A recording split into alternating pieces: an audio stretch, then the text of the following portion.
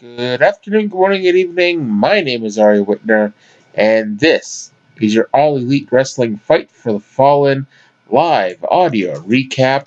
Thank you all for listening.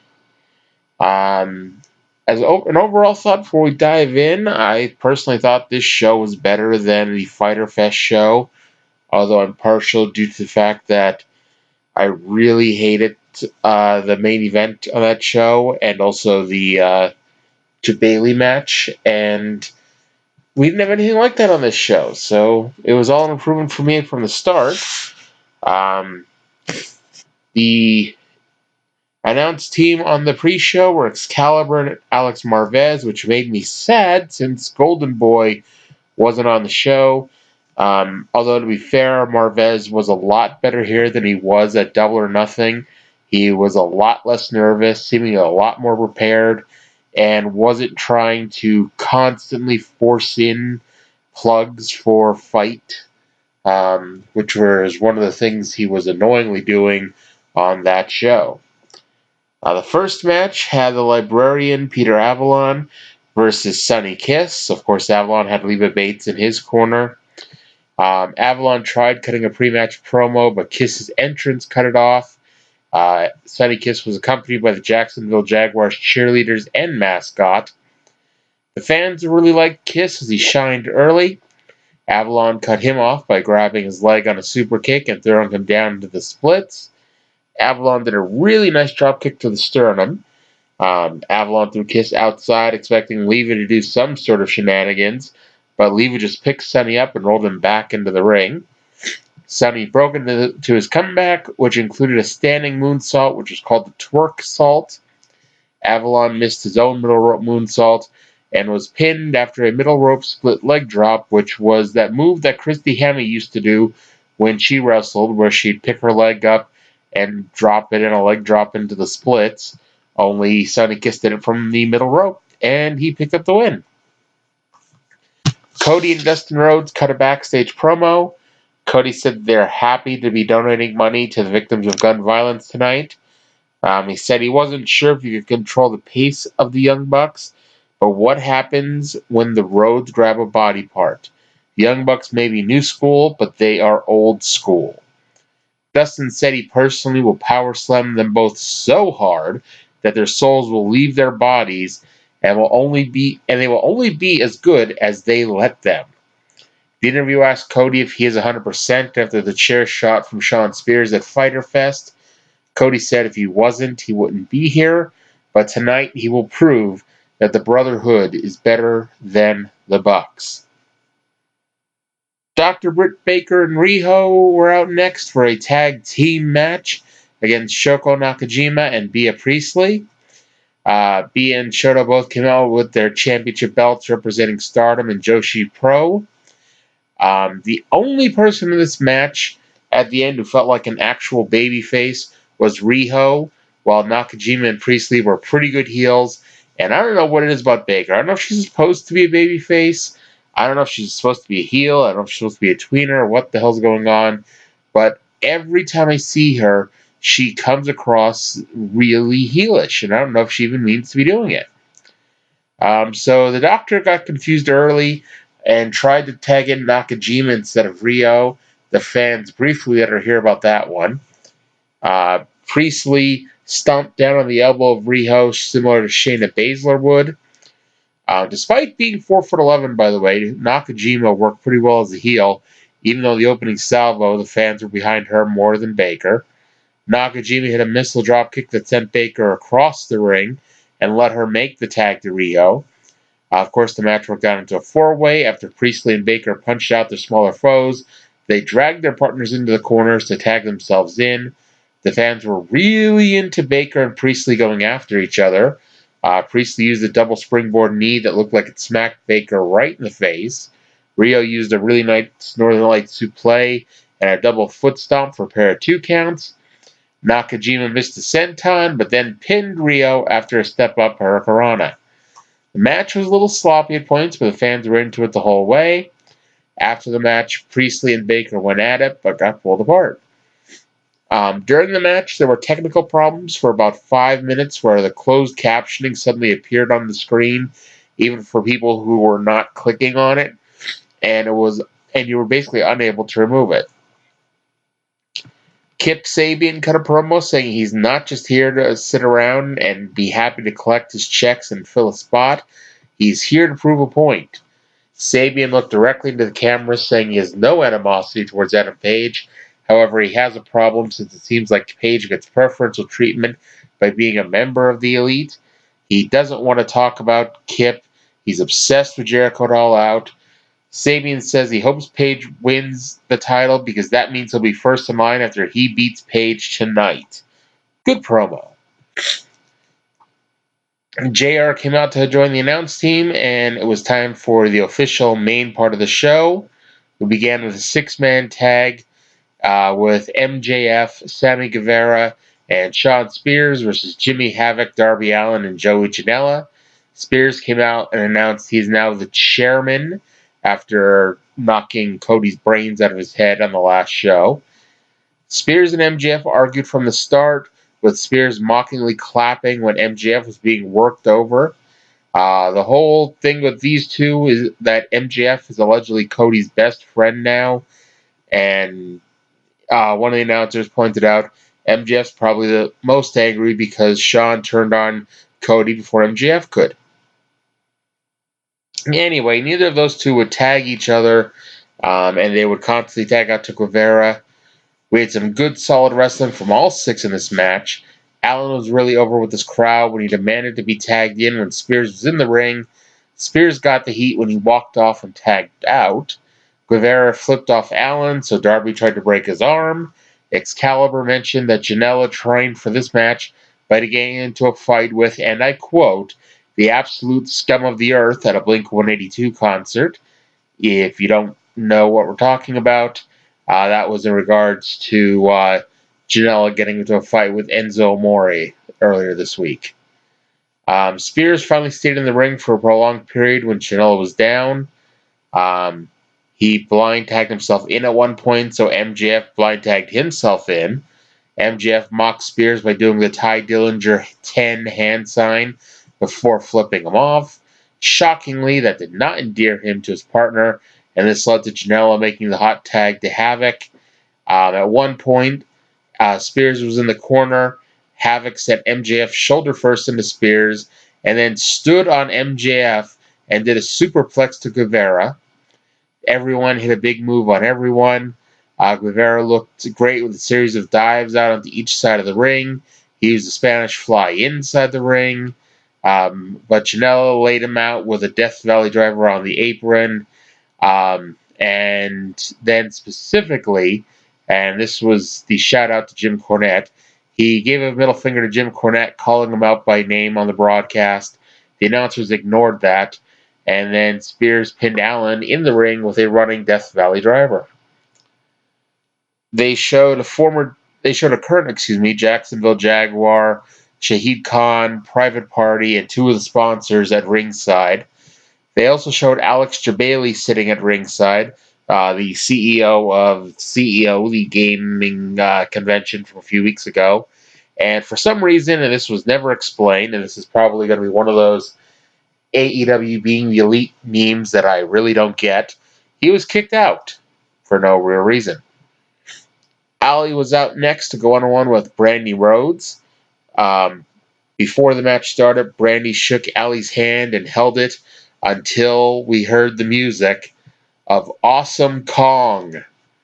So Kong came out to stand in Brandy's corner for this match. Ali got the better of Brandy early, but rolled out of the ring to confront Kong, which allowed Brandy to hit a sliding dropkick and take over. This was more than passable. Ali looked good as always, and Brandy held her own. Ali used a reverse neckbreaker where she yanked Brandy down by the hair, which can never feel good. Brandy used the tornado snap suplex, which looked a bit awkward, but it did the trick. Ali used the best super kick ever and the Death Valley driver, but Kong yanked Brandy out of the ensuing cover. Ali tapped out Brandy with a dragon sleeper, but Kong was distracting the referee, so Brandy then hit the Bionic Spear for the win. After the match, Brandy and Awesome Kong were putting the boots to Ali. Kong went for the implant buster when suddenly music started playing, and it was the appearance of Aja Kong. The All Japan Women's Legend marched to the ring, went face to face with Awesome Kong.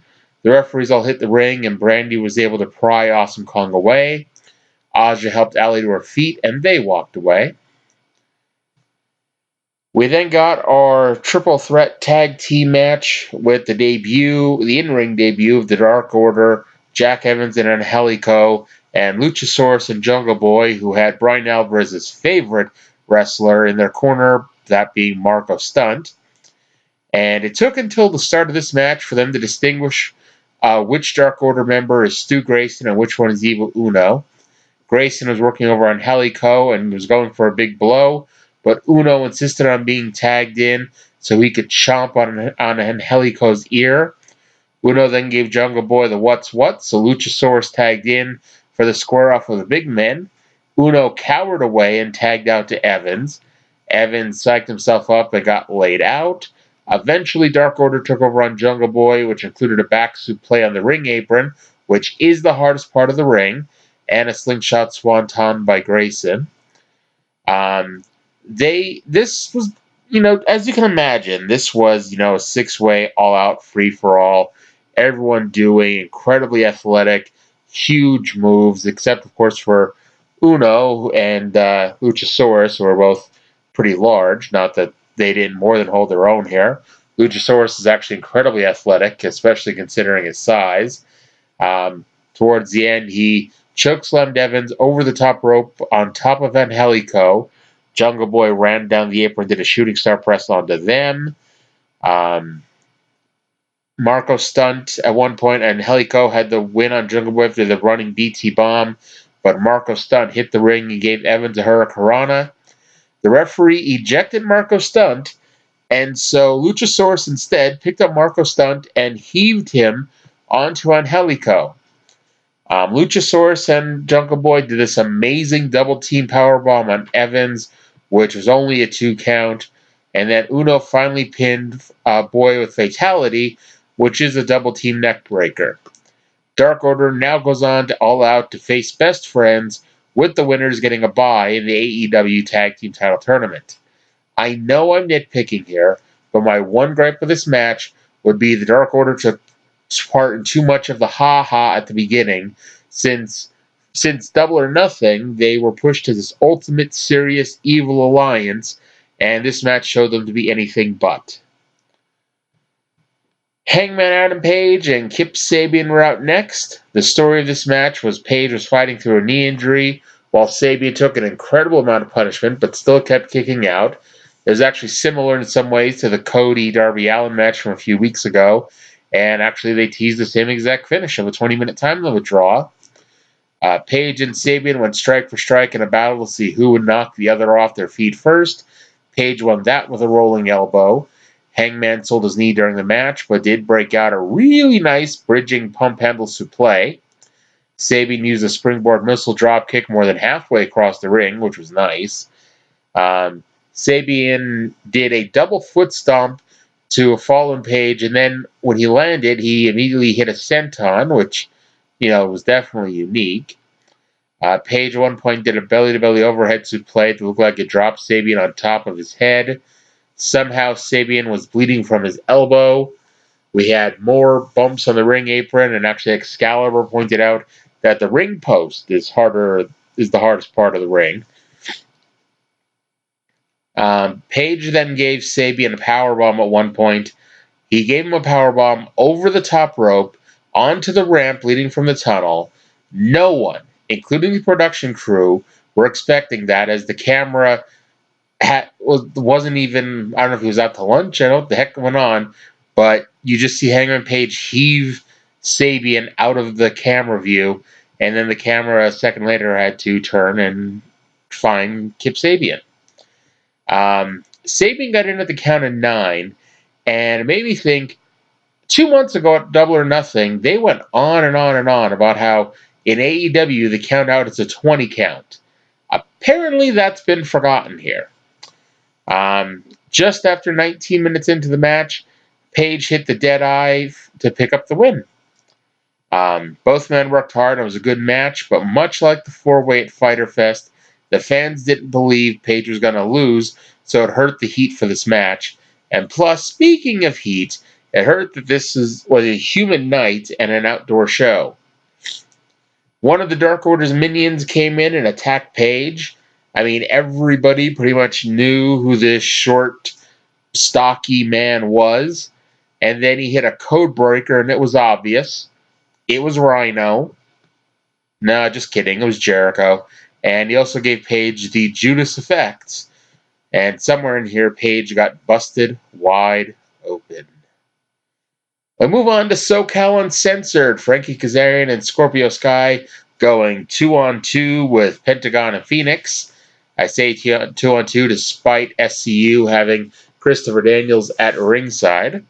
In case I forget to mention this, Aubrey Edwards is an excellent referee and has no problem believably exercising her authority in these matches.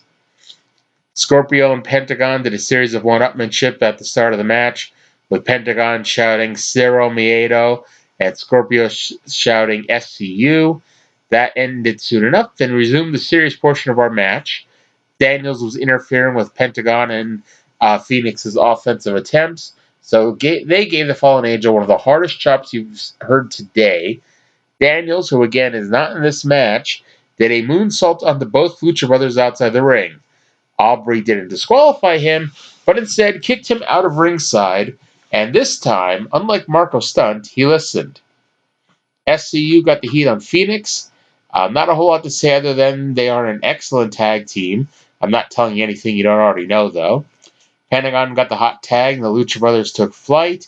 At one point, Kazarian was sitting in the corner. Sky got hung up in the tree of woe over him. So Phoenix sent Pentagon over with a monkey flip cannonball into their opponents. Scorpio gave Pentagon a cutter on the apron, which is the hardest part of the ring. SCU gave Phoenix an assisted DDT off the top rope, which could have easily been the finish. Pentagon jumped from the middle rope to hit a Canadian Destroyer, which was similar to something Petey Williams did to AJ Styles once, but Sky kicked out of that. However, he didn't kick out of the double foot stomp package piledriver combination, and the Lucha Brothers pick up the win. After the match, Chris Daniels ran down to check on his boys, so Pentagon and Phoenix hit him with a ladder. Yes, they somehow managed to sneak a ladder out from underneath the ring, get it into the ring, and lay out Christopher Daniels with it. They then climbed the ladder and challenged the Young Bucks to a ladder match at All Out. And even though we never saw the Young Bucks actually accept, it was later just said as fact that it's going to happen at All Out. Shima versus Kenny Omega. Alex Marvez said Shima was fighting on behalf of 1.4 billion people in China. Well, I guess if Vince ever wants to tap into the Chinese fan base, we know who the next champion's going to be. Shima was using a lot of hard strikes, while Omega early on was going for more spectacular-looking maneuvers. Shima used a one-foot drop kick right to the nose, and that's when Omega got serious. He got tired of being used as a punching bag, so he used a spinning heel kick and a running knee to the back of the head. Shima used the sunset flip powerbomb and went for the Meteora, but Omega got out of the way. Basically, as we went to the last 5, 6, 7 minutes, Shima hit the Meteora a lot. Kenny Omega hit quite a few V triggers. They both kicked out of each other's moves. They did some moves that landed on the ring apron, which is the hardest part of the ring. Omega hit another V-trigger, kick out. Omega hit another V-trigger, kick out. Shima hit a Meteora, kick out. Kenny hit the Tiger Driver 98, kick out, but then picked up the win after a one-winged angel. And then Chris Jericho came out for his promoted open mic segment. He said he still has Hangman's blood in his hands, and all that shows to me is that Jericho in an hour didn't wash his hands at all. He said he has waited for weeks for a thank you from AEW. He realized that an apology from idiots in Jerksonville or Jackoffsonville wouldn't matter. He dared them all to boo so the white trash Riviera could hear him. Jericho said he'd get his thank you one at a time by beating the crap out of everyone in AEW. He said that no one would be here without him. They'd all be out on the streets. He created AEW, and the TV deal on TNT is also because of him. Jericho said at Double or Nothing he watched the Battle Royal and wondered who he would wrestle at All Out. Would it be the Kid with No Legs, or Joey Janela, or Michael Nakazawa, or Brandon Cutler, who he didn't even know, but the only thing he knew about him was he was the Young Bucks Cabana Boy? He said Hangman Page is one of the best in the world, and when he beats him, it'll be another notch in his belt. But if he loses, not only is it the beginning of AEW, the beginning of the end of AEW, it's the beginning of the end of his career. He cannot lose to the Hangman, and that's why he attacked him tonight and left him in a pool of blood. You can't trust Chris Jericho, and he's going to prove it all out by becoming the AEW champion. He's going to prove that without him, AEW wouldn't exist. He said he's going to prove that Hangman is a little bitch. And that brought out Hangman Page, who laid out Jericho before referee's agent and some other hard guys ran in to break it up. Among the people out there were SCU, Jerry Lynn, Peter Avalon, Jack Evans, and Helico. And they broke it up, got Jericho to the back. And it was a really good promo and segment to build up the all-out main event. Main event time. Cody and Dustin Rhodes, a.k.a. the Brotherhood, versus the Young Bucks. On a personal standpoint, and I know I'm biased against the Young Bucks and yada, yada, yada, yada, I thought this was one of the best Young Bucks matches I've ever seen, purely from a psychological standpoint. You know, this wasn't the match of 130 flips and 94 super kicks. And like I said at Fyter Fest, you know, there's a place for that. And there was obviously an audience for that.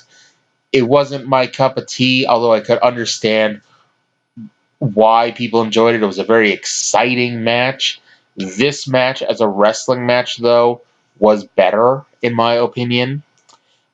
Dustin looked pretty good, which will always be impressive considering he's 50. And he went more than 30 minutes here in a tag team match. The Bucks dumped Cody and Dustin and mocked the Rhodes by tearfully hugging. They got the heat on Dustin for a bit, and it was noted that Dustin has been wrestling longer than Matt has been alive, which is just crazy to think about. Dustin would have gotten the tag on multiple occasions, but Cody kept being dragged off the apron. Nick mocked Dustin, begging for the tag, so Dustin dropped him with an uppercut. Both Cody and Dustin at one point used a moonsault, and Cody used a tope to Matt on the ramp. Cody used a reverse super play and went for the vertebraker. Matt got out of that, but he decided to dive shoulder first into the ring post. And then Cody and Dustin did what they promised earlier, which was to grab a body part and work it over. Probably for a good, I want to say 10 minutes. We just got a lot of really good, work on the shoulder. And, this was, this is one of those matches that I think will have near unanimous support from people watching it. And, it's not just, if you're just a fan of the Young Bucks doing crazy crap, you got some crazy crap in this. If you're a fan of old school psychology, you got some old school psychology in this. This was a match for everybody, and I can't imagine anybody not liking it. We finally got Nick getting the tag and running wild on his own. Both teams used double submissions, with the Young Bucks using the double sharpshooter, while the Brotherhood used the double figure four. Neither ended the match. They went for the Meltzer driver on Dustin, but Cody broke it up with a beautiful disaster kick. The Rhodes used a double team crossroads, but that got broken up by Nick. We got the four-way hockey fight spot, but Cody accidentally elbowed referee Rich Knox. When the referee was down, we got a double Shattered Dreams on the Bucks. Cody went for a dive on the floor, but got a pair of super kicks for his trouble. We got more super kicks from everyone. Matt and Nick did Dustin's drop-down uppercut, so Cody and Dustin used super kicks. Matt used the crossroads, and then finished off Cody with a Meltzer driver. After the match, Matt Jackson took the mic and said that everything they said the last few weeks was just about competition. He noted he spent years listening to people talking about the myth of the Rhodes family. He seemed to really be building up to a heck of a promo here, but they were running short on time, so they had to wrap it up. He did mention that they're the best tag team that the Young Bucks have ever faced. And at this point, basically the babyface locker room emptied out at this point to present a check for $150,000 to the Victim Assistance Advisory Council, which Cody said it was $110,000 from AEW. Kenny Omega put in 10 grand. Alex Jabali put in some money. The Young Bucks put in money. He put in money. There's two sponsors at ringside. They put in some money. The feed started going all to hell at this point. Cody asked when they go to TNT in the fall, everyone follow them, which made them all cheer. Omega took the mic and thanked the crowd before bidding adieu to them, and that was the end of the show. So that will do it for Jacksonville. Like I said, I thought this was a better show than Fyter Fest. For the most part, across the board, the problems that I had at Fyter Fest were mostly gone for this show. So, and plus Alex Marvez, like I said, did a lot better job this time around. So things are improving. So if you liked it already, it's only getting better. If you thought it was lousy, or if you didn't think it was as great as other people were saying, like I said, it's getting better. So thank you all for listening, and we'll see you in Chicago for All Out.